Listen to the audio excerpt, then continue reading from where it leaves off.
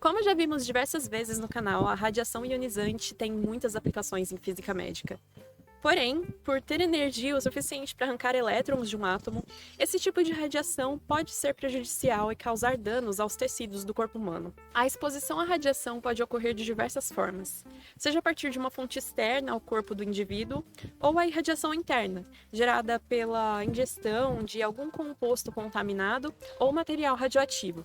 Por essa razão, todo indivíduo exposto à radiação, além da radiação natural, deve ser protegido de diversas formas e, também, é necessário que haja domínio sobre técnicas que minimizem os efeitos indesejados dessa radiação adicional no meio ambiente ou no corpo do indivíduo, seja ele o profissional, o paciente ou mesmo qualquer pessoa acidentalmente irradiada.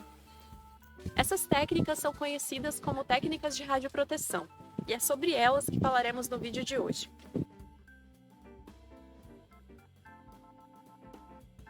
No Brasil, o órgão responsável por regular todas as atividades envolvendo radiação ionizante é a Comissão Nacional de Energia Nuclear, mais conhecida como CENEM.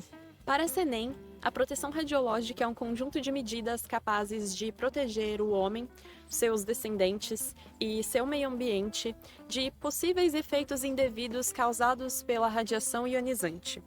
No vídeo do canal chamado Radioterapia, da inteligência humana à artificial, vimos que, no início, o uso da radiação poderia causar doenças crônicas de pele nos pacientes e nos profissionais que eram responsáveis pela produção das radiografias. Nesse contexto, em 1908, os físicos começaram a relacionar esses diversos surgimentos de doenças de pele ao uso de radiação ionizante e, consequentemente, passaram a desenvolver métodos que fossem capazes de conter os danos provocados por ela.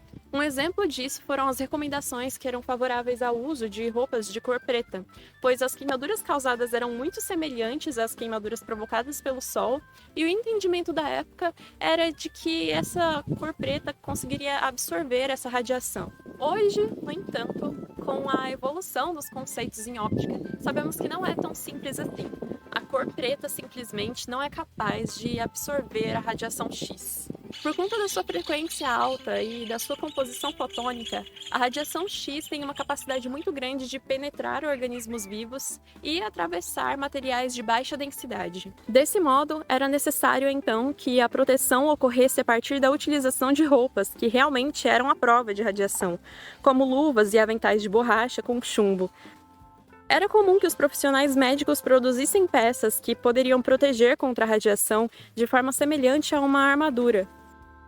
Dessa forma, o chumbo foi um dos primeiros materiais a serem pensados para a barragem de radiação. Isso porque, entre os metais de maior densidade, ele é um dos mais baratos. O chumbo tem uma facilidade muito maior para absorver a energia contida na radiação X do que outros materiais. No início de sua utilização, era comum que empresas oferecessem cabines protegidas contra a radiação ou telas de proteção móveis com janelas de vidro. Foi sugerida a utilização de óculos absorvedores, o encapsulamento de tubos de raio-x em chumbo, por exemplo. E apesar das recomendações não terem sido seguidas por um longo período de tempo, muitas técnicas de radioproteção as utilizaram como base em diversos países. Os tubos antes totalmente expostos, por exemplo, passaram a ser cobertos gradativamente, e hoje ainda se utiliza aventais com chumbo em sua composição para proteção. É necessário considerar que a radiação tem efeitos estocásticos, como sugerimos no vídeo Física e Cassinos. Para que esses efeitos sejam controlados e os tecidos saudáveis não sejam prejudicados, as doses de radiação não podem estar acima dos limites estabelecidos por essas normas e recomendações de radioproteção. Assim, em 1988, a CENEM aprovou uma diretriz básica de técnicas em radioproteção, que diz que qualquer dose de radiação, por menor que seja, tem a probabilidade de causar danos. Essa diretriz se baseia principalmente em 3 princípios. Princípio 1. Princípio da justificação.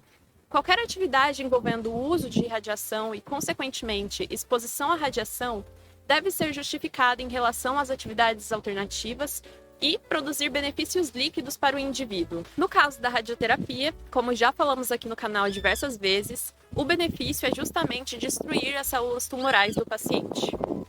Princípio 2. Princípio da otimização.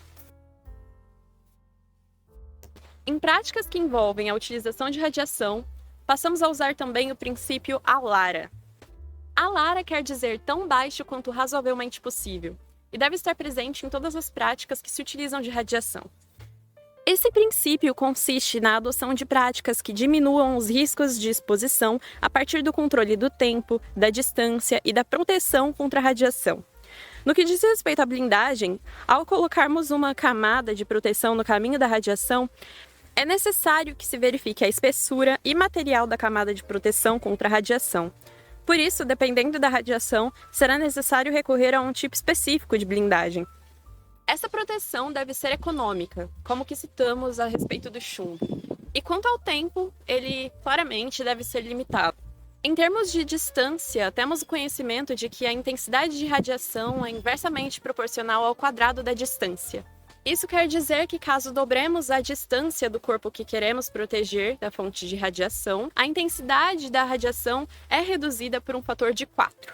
Princípio 3. Princípio da limitação individual de dose.